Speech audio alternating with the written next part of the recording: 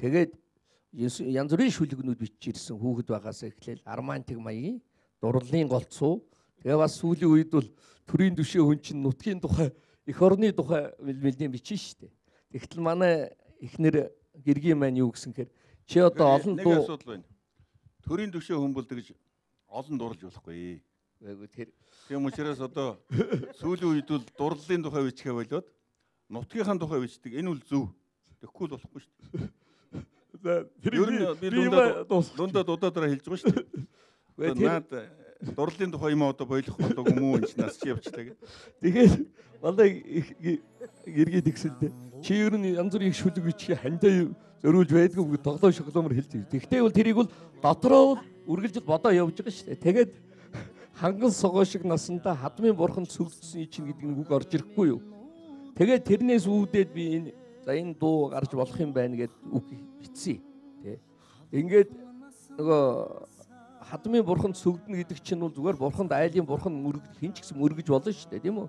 А сүгдэнэ гэдэг бол тэр айлын хүн болчихж байгаа юм гэдэг талаас нь. Тэгээ энэ бол нөгөө твдэж баярлах олонч тэтгэн дүшдэг чамтайдагаар одоо тэнүүхэн тэгшхий явандаа гэж ханийн нөмөр нөөлөг янз бүрийн юм таарадна хүний амьдрал. Тэр болгоныг давах тийм одоо юу л жинхэнэ хань нөхдүүд хань л одоо байна шүү дээ. Тэгэхээр энийг зангаараа амраг гэж нэг л зангаараа байх энэ санаа гараад ингээ бичээд тэгээ би сэр одод бүр соёл урлагийн их сургууль дээр авчиж өгсөн. Одоо 10 жилийн өмнө санагдаад яг оны мартчаад. Тэгээ ингээ авчиж өгсөн чи сэр од ерөөсөө нөгөөдөр нь манай надар ууцтай Лүндэ ахаа би дуу хийчлээ сонсгомоор байна. Тэр би бас л зав зай муухантай очиж сонсохгүй чи манай шүн хүрээд иргээд шүн ирээд манай хуурам төгдөр хуурам дээр өөрөө тоглоод өөрөө дуулсан сэр од байна. Тэр үед сэр од бас эхнэр хүүхэд нь имлэгт ихний ялгасын төвд бас сэхэн нөгөө эрчим бичлэгээний дасгт хүндэл байсан л да. Яг тэр үедээ тэр хүн бас л одоо хандаа зориулж гаргасан юм шиг. Тэгээ бид хоёр хинээр дуулуулах уу гэж ярьж хагаад манай авьяаччин Чингис жагаагаараа дуулуулсан. Чингис жагаа маань их сайхан дуулж амьдруулсан.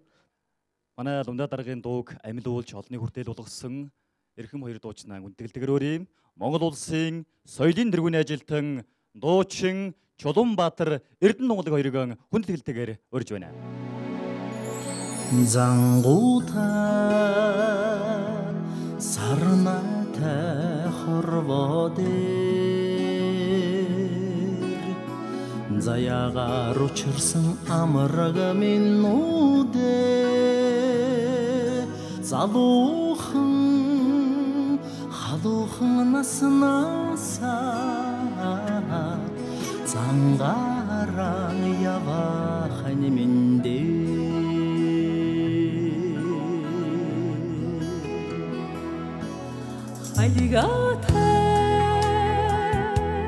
салигатай өдрүүдийг ханинда давсанда хоёулаа хайраа чавар салихнаас алхаж явдаа нэгнийгээ.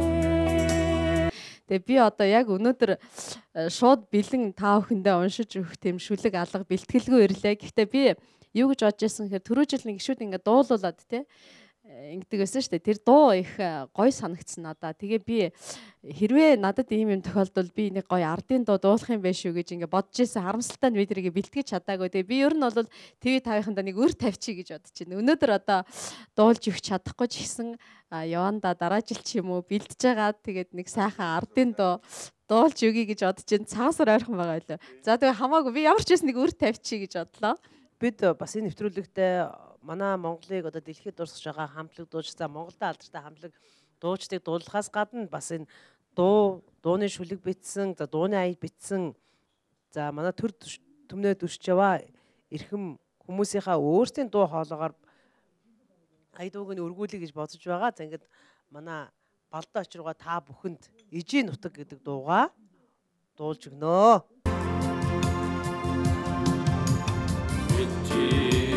Сэтгэл нутгаа санахаа гэрхэн бийний эсэгч юмудаа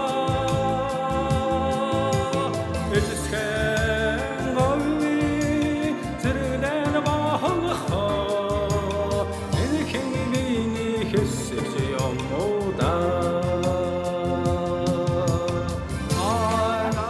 Тэгэхээр эрчүүд бол ингээд хайрын шүлгээ бичсэн юм байна. Дуулаад өгчлөө. Одоо эмэгтэйчүүд бас заавал хариу өгөх ёстой. Тэгэхээр манай Эрдэнэ чимэг гишүүн бас их сайхан дуу дуулахаар ирсэн байгаа. Гандан улиман цэцэгийг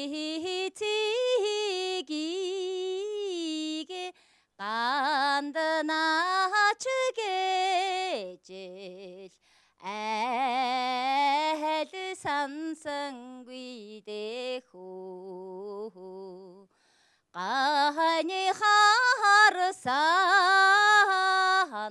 хоёр сэтгэлийг гажнаач гэжэл айл сансангүй дэ. За тэгээд юуны өмнө энэ өдрийн та бүхэндээ мэндийг хүргэж байна. Тэгээд мөн TV5 телевизийн 10 жилийн баярын мэндийг хүргэж байна. Энд чи бас нууцлаг авьяастай хүмүүс цугласан байна. Тийм учраас одоо та бүхэндээ бас айдууга өрх болсондоо маш их таатай байна. Ингээд шинэ оны мэндийг эх жилдээ эрүүл их хад ширгалаар дүүрэн байгаарай гэж өрөөгд манай хамтлагийн дуулсан одоо манай монголчуудын маш сайн мэддэг шинэ жил дууга та бүхэндээ өргөн барьж байна. Баярлалаа.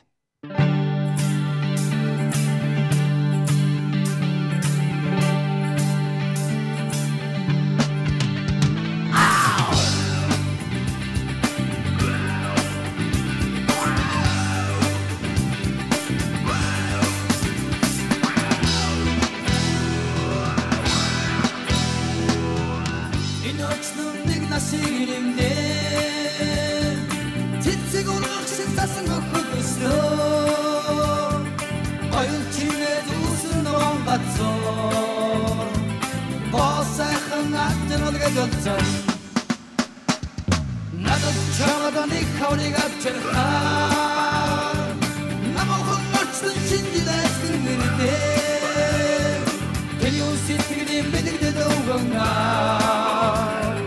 댕그리 건리고 흥날때 바라거든 더든 하여도 사슴 시리케 누르도 꿈복은 냄새겠음 신지리 마을